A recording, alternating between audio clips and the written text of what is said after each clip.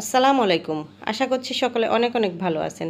Viral ডিম মশলা, এই ডিম মশলাটা কেউ না খেলে বুঝতে পারবে না যে এতটা মজা হয়। আর ভাইরাল ডিম মশলার জন্য আমি তেঁতুলের চাটনিটা ঘরেই তৈরি করেছি। অনেক সময় ঘরে তেঁতুলের চাটনি না থাকায় ভাইরাল ডিম মশলাটা খাওয়া যায় না। তাই আমি আজকে ঘরে চাটনিটা তৈরি করে দেখাবো। আমি এখানে খুব ভালো মানের কয়েক টুকরা তেঁতুল নিয়েছি।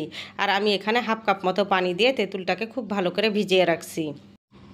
তেঁতুলটাকে আমি প্রায় 10 মিনিটের মতো ভিজিয়ে রাখবো।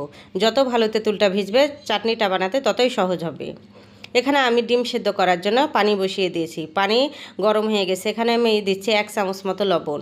লবণটা দিলে ডিমটা খুব ভালো করে সিদ্ধ হয় আর ক্লিন হয়ে খোসাটা ছাড়ানো যায়। এখানে আমি 5 মিনিট মতো ঢাকনা দিয়ে ডিমটা সিদ্ধ করে নিয়েছি। এখন ঠান্ডা পানি দিয়ে আমি ডিমটাকে খুব ভালো করে ছিলে নিচ্ছি।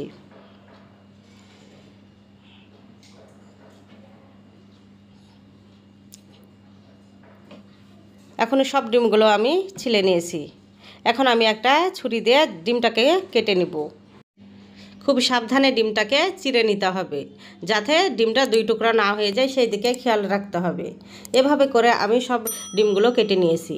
আর আগে থেকে যে তেঁতুলটা ভিজিয়ে রেখেছিলাম সেই তেঁতুলটার এখন গাদ বের করে নিচ্ছি। হাত দিয়ে মসলে আমি শাঁস আর বীজগুলোকে বের করে নিচ্ছি। এখন হাত দিয়ে চিপে আমি শাঁসগুলোকে ফেলে দিচ্ছি। খুব ভালো করে তেঁতুলের গাদটা আমি বের করে নিয়েছি। এখন আমি এখানে দিচ্ছি 1 চিমটি মতো বিট লবণ আর দিচ্ছি আমি 1 চামচ মতো চিনি। এখন চিনি দিয়ে ভালো করে মিক্স করে নিব। আর দিচ্ছি এখানে 1 চিমটি মতো মরিচ গুঁড়া। মরিচ গুঁড়াটা দিয়ে আবারও আমি কিছুক্ষণ মিশিয়ে নিচ্ছি। এখন আমি টক মিষ্টি ঝালের ব্যালেন্সটা ঠিক আছে কিনা আমি একটু চেক করে নিব।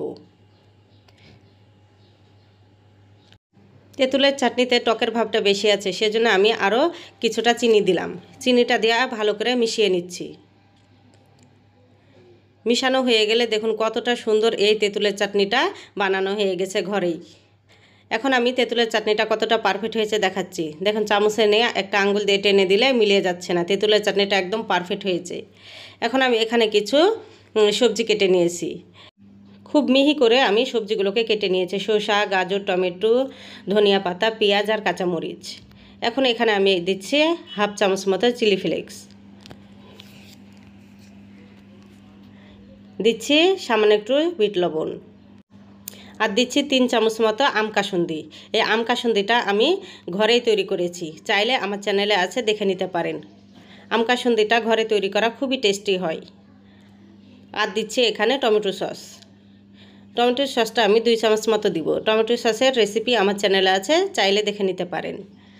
এভাবে করে এখন সব উপকরণ দেওয়া শেষ হয়ে গেলে হাত দিয়ে আমি খুব ভালো করে মেখে নিব। আম কাসুন্দির পরিমাণটা আমার আরও কিছুটা লেগেছিল।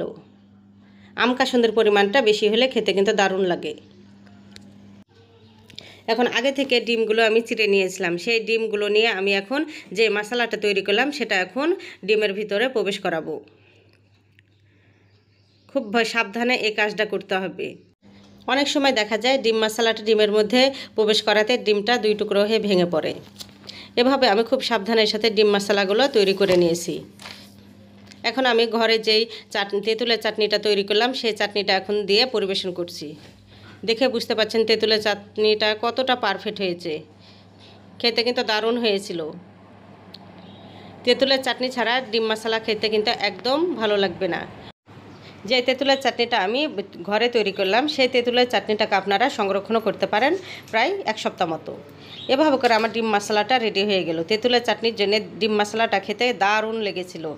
আপনারা একবার হলে বাসাতে ট্রাই করার চেষ্টা করবেন, দেখবেন যে দারুণ হয়।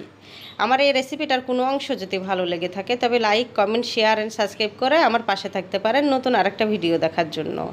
আজ এখানেই বিদায় নিচ্ছি। আল্লাহ হাফেজ।